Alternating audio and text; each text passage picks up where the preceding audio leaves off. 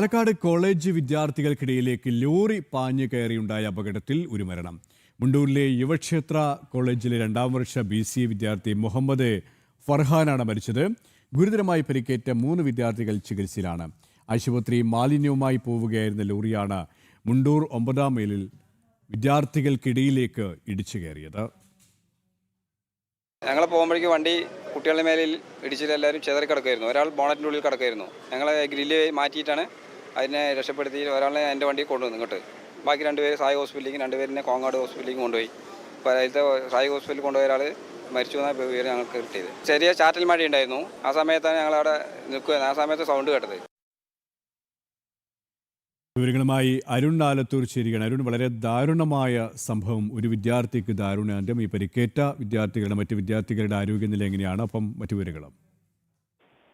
സുരേഷ്, ഉച്ചയ്ക്ക് പള്ളിയിൽ നിസ്കരിക്കാൻ പോയി റോഡരികിലൂടെ നടക്കുകയായിരുന്ന മുണ്ടൂർ യുവക്ഷേത്ര കോളേജിലെ 4 വിദ്യാർത്ഥികൾക്കും നാട്ടുകാരനായ ഒരു വ്യക്തിക്കും ഇടയിലേക്കാണ് ലോറി ഇടിച്ചു കയറിയത്. അപകടത്തിൽ യുവക്ഷേത്ര കോളേജിലെ 2ാം വർഷ BCA വിദ്യാർത്ഥി മുഹമ്മദ് ഫർഹാൻ മരിച്ചു. പരിക്കേറ്റ നാട്ടുകാരനും 2 വിദ്യാർത്ഥികളും സ്വകാര്യ ആശുപത്രികളിലും, ഒരു വിദ്യാർത്ഥി പാലക്കാട് ജില്ലാ ആശുപത്രിയിലും ചികിത്സയിലാണ്. ഇതിൽ ഒരു വിദ്യാർത്ഥിയുടെ പരിക്ക് മാത്രമാണ് ഗുരുതരം എന്നുള്ള വിവരമുള്ളത്. മറ്റ് 3 പേരുടെ പരിക്ക് സാരമുള്ളതല്ല എന്നുള്ളതാണ് ആശുപത്രിയിൽ നിന്ന് ലഭിക്കുന്ന വിവരം. IMAയുടെ മലമ്പുഴയിലെ പ്ലാന്റിൽ മെഡിക്കൽ മാലിന്യം നിക്ഷേപിച്ച ശേഷം നീലേശ്വരത്തേക്ക് പോവുകയായിരുന്ന ലോറിയാണ് അപകടത്തിൽപ്പെട്ടത്. ഈ വാഹനത്തിന്റെ ബ്രേക്ക് നഷ്ടപ്പെട്ട് ലോറി വിദ്യാർത്ഥികൾക്കിടയിലേക്ക് ഇടിച്ചു കയറുകയായിരുന്നു എന്നാണ് പോലീസ് പറയുന്നത്.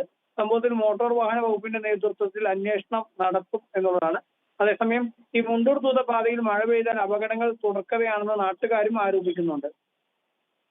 ശരി, അരുൺ ആലത്തൂരാണ് വിവരങ്ങൾ നൽകിയത്.